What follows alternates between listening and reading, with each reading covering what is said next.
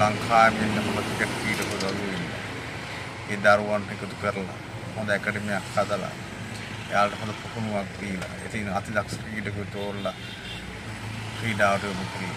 දැන් ඔබතුමාලා කරන්නේ නිකම් මේ ක්‍රීඩා සංගම් කීපයක ඉන්න සල්ලිකාර පැලැන්ති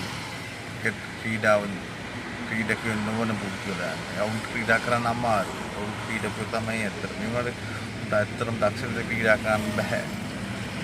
මොකද අතිදක්ෂ ක්‍රීඩකයෝ ඉන්නවා. හොඳ දරා ගැනීමේ හැකියාව.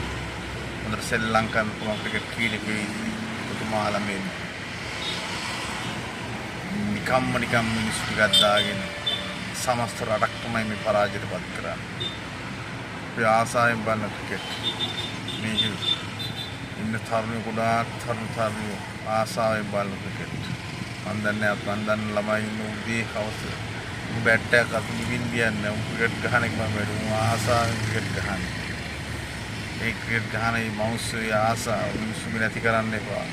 හොඳ ක්‍රිකට් කණ්ඩායමක් බිහි කරන්න. ලංකාව ජයග්‍රහණය කරා ගෙනියන්න. ඔබතුමාලා ඉදිරියපත් වෙන්න. ඔබතුමාලාගේ උද්දච්චකම. ඔය සල්ලි වලට තියෙන තණ්හාව. ඔබතුමාලාගේ තියෙන කුමන්ත්‍රකාරී වැඩපිළිවෙල සියල්ලම නවත්වන්න.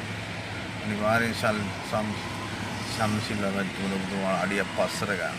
ඔබතුමාලාගේ තියෙන මොන දේ කොච්චර හම් කරත් අපි මැරෙන්න ඕනේ. අපි මැරෙන මිනිස්සු නේ.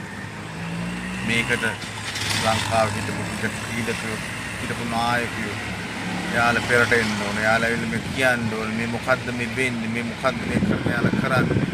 මේක වඩා හොඳ කණ්ඩායමක් ලංකාව බිහි කරන්න බැරිද? පුළුවන්. ඒකට උවමනාව තියෙන්නේ. ඒකට ගැන ඔයාලා බයයිද හොඳ කණ්ඩායමක් ඇවිල්ලා ලංකාව ක්‍රිකට් දිනයි කියලා. ඔයාලට තැන නැති වෙයි කියලා. එහෙම හිතන්න එපා මහත්තයෝ. හොඳ කණ්ඩායමක් බිහි කරන්න. අපේ සියලුම ගම්වල ඉන්න ළමයින්ට අවස්ථාව ලබා දෙන්න. එයාලා හොඳ ක්‍රීඩකයෝ ඉන්නවා. ඔයාලා එයාලා ගන්න නැති. කණ්ඩායමක් හදන්න. කණ්ඩායම ක්‍රිකට් ක්‍රීඩකයන් අතර තරගයක් ඇති කරන්න. නැතුව මේ ගහන්න බැරි, දුවන්න බැරි, පනින්න බැරි, බැට් කරන්න බැරි. මිනිස්සු ටිකක් තියාගෙන මොකද්ද මේ කරන්නේ? මීට වැඩි හොඳ නැද්ද? අර ළමයි කියලා තියෙනවා අපේ ටීම් එකකට උනා මීට වැඩි හොඳට ගහනවා. ඒ ළමයි මිනිස්සුගේ පීඩනය වගේ ඉදිරිපත් කරන්න. ඔබතුමාලා තේරුම් ගන්න. ඔබතුමාලා තේරෙන්නේ නැත්නම් ඔබතුමාලා මන්ද තේරෙන්නේ නැද්ද කියලා. ඇයි එහෙම තේරෙන්නේ නැත්තේ? හොඳ ක්‍රිකට් කණ්ඩායමක් බිහි කරන්න. සමස්ත ලංකාවම දරුවන්ට අවස්ථාව ලබා දෙන්න.